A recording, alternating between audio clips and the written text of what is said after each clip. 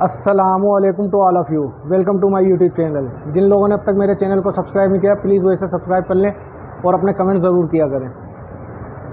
आज मैं आपको ऐसे इंसान के बारे में बताऊंगा कि अगर जो बातें मैं आपको बता रहा हूँ, ये दो बातें अगर किसी भी इंसान में हैं और उससे आपका चाहे जैसा भी ताल्लुक़ हो, आप चाहे जितनी भी मोहब्बत करते हो, तो ऐसे इंसान को आप छोड़ दें, क्योंकि वो इंसान आपके लिए ठीक नहीं है, सूटेबल नहीं है।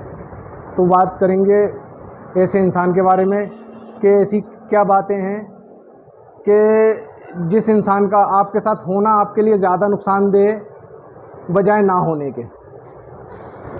अच्छा, अक्सर जो है ना, आप ऐसे इंसान के पीछे जा रहे होते हैं कि जो आपके मोहब्बत के लायक नहीं होता है, जिससे आपका ताल्लुक़ ठीक नहीं होता, और आप फिर भी चाहते हैं कि आपका ताल्लुक़ उससे ठीक रहे और आप उसके पीछे जा रहे होते हैं।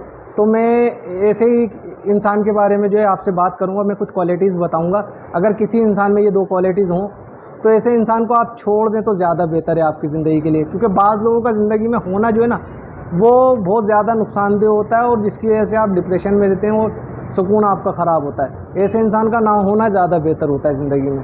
तो बात करेंगे इस पर। वीडियो को बिल्कुल एंड तक देखिएगा और जो है अपने कमेंट ज़रूर कीजिएगा। अच्छा, पहला पॉइंट क्या है इसका, कि जो भी इंसान आपको ज़हनी अजियत देता हो।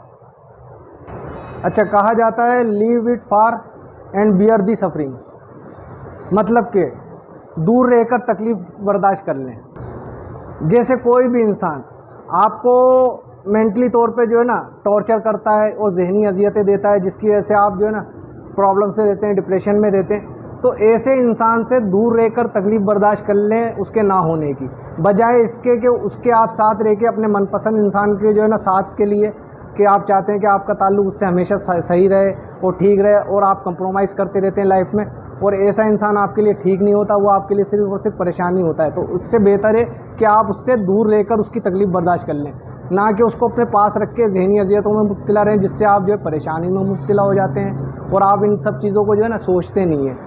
और सोचेंगे इस बारे में तो आपको बहुत सारी बातें समझ में आने लगेंगी कि आप जो है कितना उसकी वजह से वीक हो रहे हैं, कितना इसकी वजह से पीछे जा रहे हैं, और आपकी रिस्पेक्ट वो नहीं कर रहा, आपकी कदर नहीं कर रहा, आप फिर भी चाहते हैं कि आप उससे ताल्लुक़ ठीक रहे, आपका ताल्लुक़ उससे ठीक रहे। तो ऐसा करना छोड़ दें। जो इंसान आपको हमेशा ज़हनी अजियत में मुब्तला करता हो या मेंटली तौर पे टॉर्चर करता हो, तो ऐसे इंसान का साथ छोड़ दें, वो आपके लिए ज़्यादा बेहतर रहेगा। समझिएगा मेरी बात को, गौर कीजिएगा मेरी बात पे।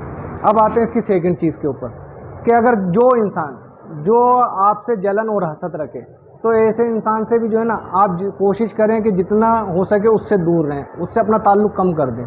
क्योंकि जो इंसान आपकी तरक्की से जले या आपकी खुशी को देख के जले, वो आपके लिए किसी तरह भी सूटेबल नहीं होता, क्योंकि वो आपकी तरक्की और खुशी से जेलिस हो रहा है। और ऐसी जलन और हसद रखने वाला इंसान आपके लिए नुकसानदेह होता है। वो आपको कभी भी किसी भी मौके पे नुकसान पहुंचा सकता है, क्योंकि वो आपकी तरक्की से जलता है, वो आपकी खुशी से जलता है, उसको आपकी खुशी अजीज़ नहीं है। तो ऐसे इंसान से जितना जल्दी हो सके पॉसिबल हो उससे अपना ताल्लुक़ को ख़त्म कर लें, कम कर लें, क्योंकि वो आपके लिए जब भी सोचेगा ना, वो आपके नुकसान की ही सोचेगा, आपको नुकसान पहुंचाने की ही कोशिश करेगा। मतलब उनको फ़ायदा कुछ हो ना हो, लेकिन वो आपका नुकसान ज़रूर कर देंगे।